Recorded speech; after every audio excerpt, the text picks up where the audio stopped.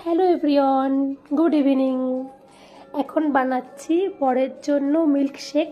ভাবলাম তোমাদের সঙ্গেও শেয়ার করি। তো এখানে মিল্কশেক বানানোর জন্য আমি কিছুটা দুধ গরম করে নিয়েছি ছোট একটা মিক্সারের জার। এবার কিছুটা দুধ এর মধ্যে দিলাম। কিছু ড্রাই ফ্রুটস আমি ধুয়ে ভিজিয়ে রেখেছিলাম, সেই ড্রাই ফ্রুটসগুলো দিয়ে দিলাম।